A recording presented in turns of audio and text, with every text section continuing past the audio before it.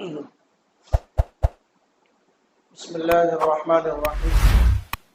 الحمد لله وكفى وسلام على عباده الذين اصطفى، أما بعد، فأعوذ بالله من الشيطان الرجيم. بسم الله الرحمن الرحيم.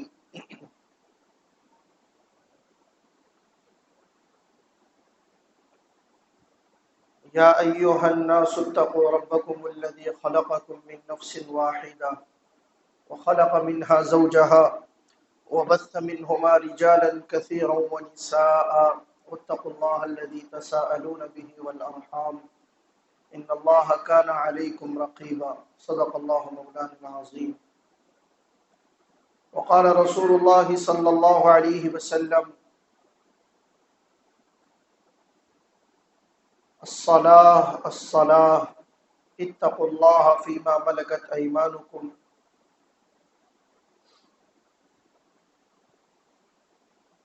او كما قال صلی اللہ علیہ وسلم. وصدق رسولہ النبی الکریم. میرے محترم بھائیو، دوستو اور عزیزو، اللہ جل جلالہ عم نوالہ نے اس کائنات میں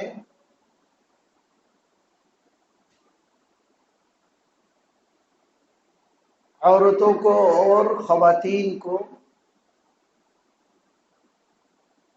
پیدا کر کے اور ان کی تخلیق فرما کر اس کائنات کی خوبصورتی میں چار چاند لگائے.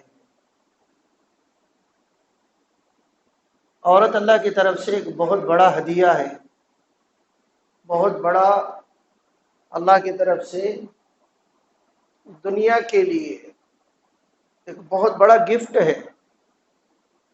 عورت کو اللہ تعالیٰ نے کمزور بنایا ہے. کمزور اس معنی کر نہیں کہ وہ طاقت کے اعتبار سے کمزور ہے، ایسا نہیں، بلکہ کمزور نازک کے معنی میں ہے. شیشہ کمزور ہوتا ہے، اس کا مطلب یہ نہیں ہے کہ شیشے کے اندر کوئی طاقت نہیں، بلکہ ہم نے کئی لوگوں کو دیکھا کہ وہ بوتل ہاتھ میں لیتے اور اس کو پھوڑتے اور پھر اس سے سامنے والے کو پھوڑتے. تو وہ طاقت کس کی تھی؟ وہ شیشے کی تھی. لیکن شیشہ نازک ہے. کیسا ہے؟ نازک ہے. طاقتور ہونا اپنی جگہ پر، لیکن نازک ہونا اپنی جگہ پر. نزاکت رکھی اللہ پاک نے عورت کے اندر. اللہ کی تخلیق ہے، اس لیے عورتوں کے اندر نزاکت ہی اچھی لگتی ہے. عورتوں کے اندر اگر نزاکت نہیں ہے تو ان عورتوں کی خوبصورتی کے اندر کمی ہے. یہ بھی سمجھنے کی چیز ہے. ہم کو پتہ ہی نہیں کہ خوبصورتی کیا ہے، نزاکتیں کیا ہے. لیکن دور جاہلیت سے لے کر اب تک عورت ایک ایسی چیز رہی ہے جو ہمیشہ ظلم و ستم کا شکار رہی ہے.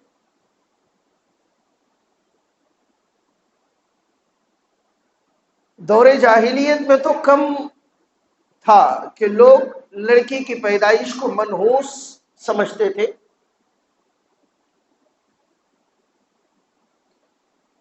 اللہ کے نبی صلی اللہ علیہ وسلم اس دنیا میں نہیں آئے، اس سے پہلے لوگ لڑکی کی پیدائش کو نحوست قرار دیتے تھے. ہماری زبان میں اس کو کہیں گے کہ یہ پنوتی ہے، بے برکت کی چیز ہے. پرسوں میں ایک ایسی بچی کے سلسلے میں بیٹھا ہوا تھا، تو وہ بچے سے میں نے اس کی شکایتیں پوچھی. وہ بچی کہنے لگی کہ مجھے رہنا ہی نہیں ہے، مجھے رہنا ہی نہیں ہے میرے اپنے شوہر کے پاس میں، مجھے کیا کر دو، الگ کر دو.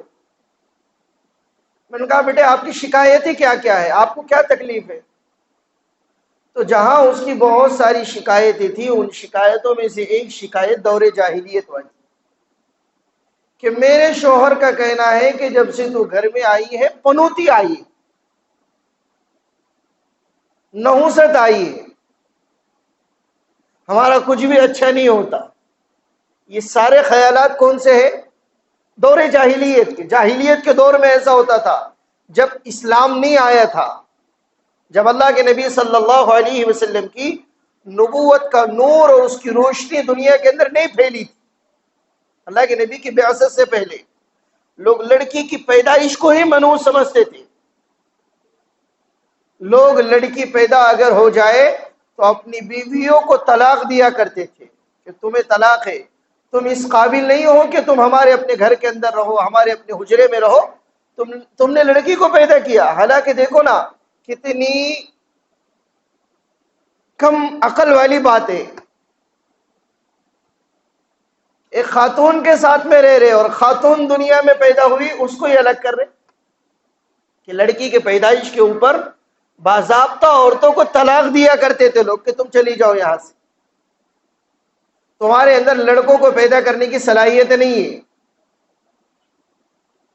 منحوس سمجھتے تھے.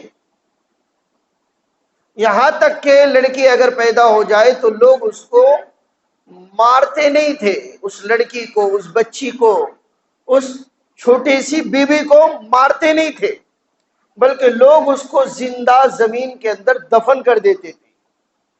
زندہ زمین میں کتنی جہالت رہی ہوگی، کتنے سخت کلیجے والے لوگ رہے ہوں گے، کتنے پکے کلیجے کے لوگ رہے ہوں گے کہ اپنی بچی ہے اور چھوٹا سا دودھ پیتا وہ بچہ ہے، لڑکی کی شکل میں ہے، تو وہ پیدا ہوئی لڑکی، حالانکہ یہ انسان کے اختیارات کی چیز نہیں ہے. قرآن کریم کہتا ہے ام یزوجہم ذکرانا و اناثا ویجعل من یشاء عقیما، ہم جس کو چاہتے ہیں لڑکیاں دیتے ہیں، جس کو چاہتے ہیں لڑکے دیتے ہیں، جس کسی کو چاہتے ہیں بے اولاد رکھتے ہیں، بانج رکھتے ہیں، کچھ بھی نہیں دیتے. اللہ کے اختیارات کی چیز ہے، اللہ کے اختیار کی چیز ہے. اولاد یہ اللہ کے اختیار کی چیز ہے، اللہ کی قدرت ہے. یہ اس کا تعلق شادی سے نہیں ہے، اس کا تعلق نکاح سے نہیں ہے. نکاح سے ہی ہوتا تو کتنے بچے بغیر شادی کے دنیا میں آئے ہوئے ہیں. نہ اس کا تعلق بغیر شادی سے ہے، اس کا تعلق اللہ کے اختیار سے ہے. کس سے ہے؟ اللہ کے اختیار سے. اللہ نے کائنات میں اور زمین پر یہ چیزیں کر کے دکھلائی اپنی قدرت سے. حضرت عیسیٰ علیہ السلام کے کوئی باپ نہیں. ہمارا ایمان ہے کہ حضرت عیسیٰ علیہ السلام اللہ کے امر کن سے پیدا ہوئے. سورہ مریم باضابطہ اللہ پاک نے ایک مستقل سورت نازل فرمائی قرآن کریم میں، مستقل ایک سورت ہے. پورا قرآن کریم آپ کھنگالو، پورا قرآن کریم آپ کو کسی خاتون کا نام نظر نہیں آئے گا کہیں پر بھی. حالانکہ صحابیات میں بڑی بڑی صحابیہ گزری ہے. اللہ کے نبی صلی اللہ علیہ وسلم کی ازواج مطہرات ہے، مقدس ہستی، جنت کی عورتوں کی سردار حضرت فاطمہ الزہرا رضی اللہ عنہا. آپ کا بھی نام نہیں ہے، اشارتن کنایتن ہے. قرآن کریم نے ان کے ناموں کو محفوظ رکھا ہے، ان کا اظہار نہیں کیا، ان کا اظہار نہیں کیا. جبکہ نام کا پردہ نہیں ہوا کرتا. مسئلہ باضابطہ یہ ہے کہ نام کا پردہ نہیں ہوتا. نام کا اظہار یہ کوئی بے پردگی والی چیز نہیں ہے. اب ایک عجیب بات نکلی تو ایک عجیب چیز نکل پڑی ہمارے اپنے رقوں میں بھی. لوگ کیا کر رہے ہیں، ہم دختر نیک اختر کر کے چھوڑ دے رہے. کیا ایسا ہی ہو رہا ہے؟ پہلے لوگ ناموں کا اظہار کرتے تھے، نور چشم، اور پھر نور چشم قرۃ العین، فلا ابن فلا، فلا بنت فلا. لیکن اب لوگ ساری دینداری رقوں میں لا رہے. کہاں لا رہے؟ جہاں دیندار بننا ہے وہاں دیندار نہیں بنتے، جہاں نہیں بننا ہے، مطلب یہ ہے کہ جہاں دینداری ہے ہی نہیں، ایسی کوئی چیز ہی نہیں ہے کہ یہ بے دینی والی چیز ہے، وہاں پر بے دینی کی چیز کر کے اپنے آپ کو دیندار سمجھتے کہ بچے کے نام کا پردہ ہے. یہ کیا بات ہوئی؟ جبکہ ایسا نہیں ہے. پہلے تو رقے چھپوانا ہی نہیں چاہیے. لیکن اگر کوئی چھپوا دے تو اس کے اندر لڑکی کے نام کا اظہار کر دینا چاہیے، اس کے اندر لڑکی کے نام کا اظہار کر دینا چاہیے۔ بعد میں روتے بیٹھتے ہیں، پیٹتے بیٹھتے ہیں کہ پھر پاسپورٹ کے لیے پریشانی ہو رہی ہے، اور آدھار کارڈ کے لیے پریشانی ہو رہی ہے، اور الیکشن کارڈ کے لیے پریشانی ہو رہی ہے۔ پھر الگ سے جا کر جھوٹے رقے بنوا کر لوگ لاتے ہیں کہ یہ چھپوا دو بھی کسی بھی، ہمیں کس کو دینا ہے؟ پاسپورٹ آفس میں دینا ہے۔ حالانکہ یہ کوئی پریشانی کی چیز نہیں ہے، لیکن لوگوں نے نیا ٹرینڈ شروع کر دیے کہ نور چشم دختر نیک اختر سلمہ، ختم ہو گئی بات۔ حالانکہ نام کا اظہار ہو جائے بہتر ہے، لوگوں کو بھی پتہ چلے کہ فلاں صاحب کی فلاں بچی ہے اور اس کا نکاح ہو گیا فلاں بچے سے۔ نکاح کے مقاصد میں سے ہے، نکاح کے مقاصد میں سے ہے کہ نکاح کا اعلان کرو۔ میں نے پچھلے ہفتے کہا نا کہ اللہ کے نبی صلی اللہ علیہ وسلم کے دور مبارک کے اندر نکاح کا اعلان رقوں کے ذریعے سے، نکاح کا اعلان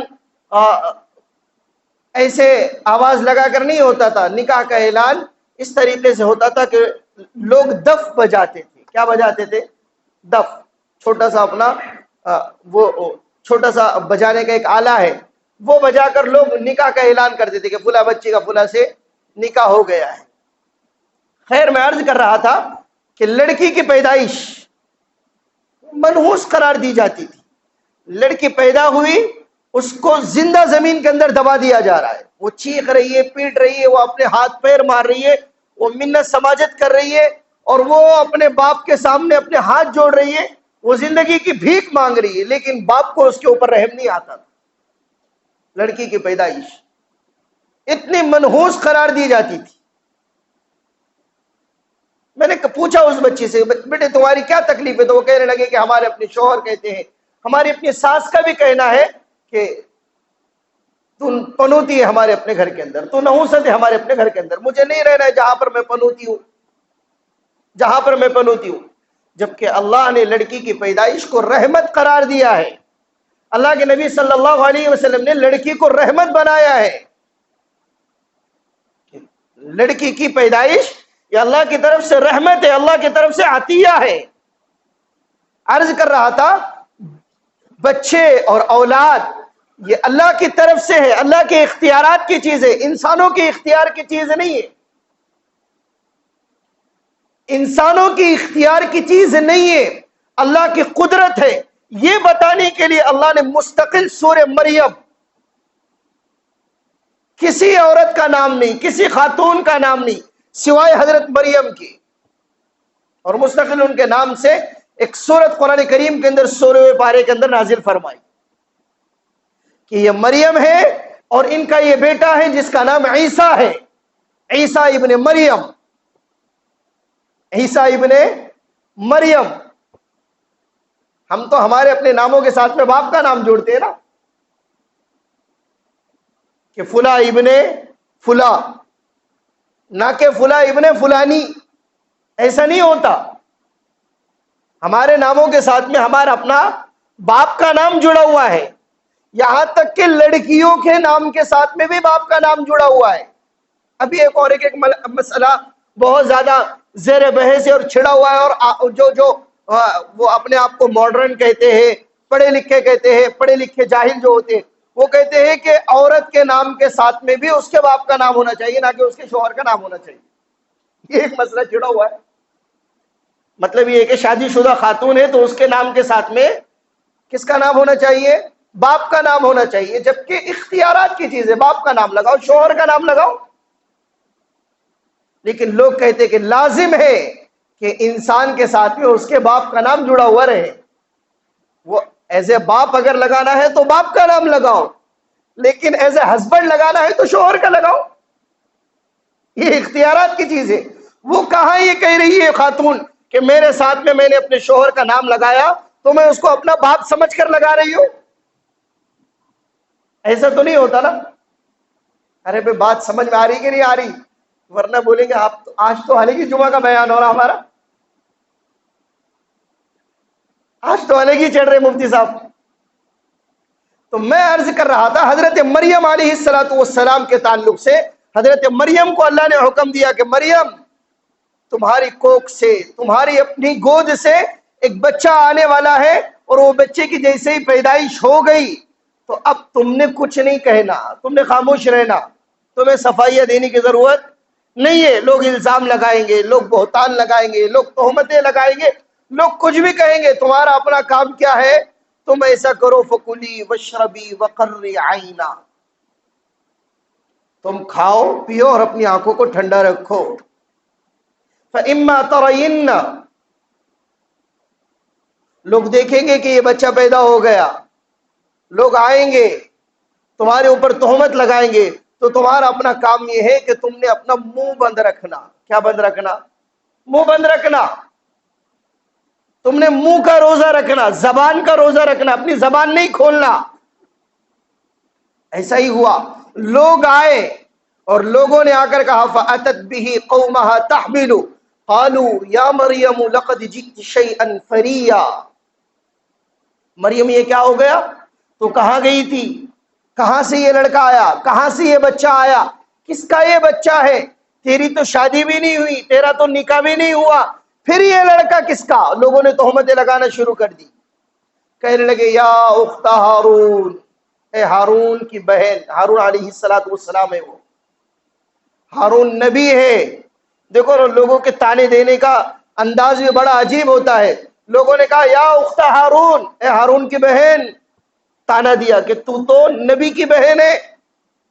یا اخت ہارون ما کان ابوک امرأ سوء، تیرے ابا بھی ایسے نہیں تھے. وما کانت امک بغیہ، تیری ماں بھی ایسی نہیں تھی. تمہارے ابا بھی نیک، تمہارے امی بھی نیک، تمہارا بھائی نبی، پھر تم یہ بچہ کہاں سے لے کر آئی؟ تمہارا تو نکاح بھی نہیں ہوا. حضرت مریم خاموش. اللہ کا حکم ہے کہ زبان نہیں کھولنا، منہ نہیں کھولنا، تمہارا اپنا منہ کا روزہ ہے. حضرت مریم نے بچے کی طرف اشارہ کیا، اس سے پوچھو، اس سے پوچھو. فاشارت الی، بچے کی طرف اشارہ کیا. تو قوم کہنے لگے ہم کو پاگل سمجھ رہی ہے، ہم کو بیوقوف بنا رہی ہے، اپنا منہ بند کر کے بچے کی طرف اشارہ کر رہی ہے، یہ بچہ کیا جواب دے گا؟ قالوا کیف نکلم من کان فی المہد صبیا، یہ بچہ کیسے بات کرے گا؟ ابھی تو یہ گہوارے میں، ابھی تو یہ گود میں. من کان فی المہد صبیا، ابھی قوم حضرت مریم کو گالیاں ہی دے رہی ہے، تانے دے رہی ہے، الزام تراشی سے کام لے رہی ہے. حضرت عیسیٰ گود میں بول پڑے انی عبد اللہ، میں اللہ کا بندہ ہوں. آتانی الکتاب، مجھے کتاب دی گئی. وجعلنی نبیا، مجھے نبی بنا کر بھیجا گیا. وجعلنی مبارکن، میں بابرکت ہوں. اینما کنت، جہاں کہیں میں رہوں مجھے بابرکت بنا کر بھیجا. وہ حضرت عیسیٰ علیہ السلام کہہ رہے گود میں. کس میں؟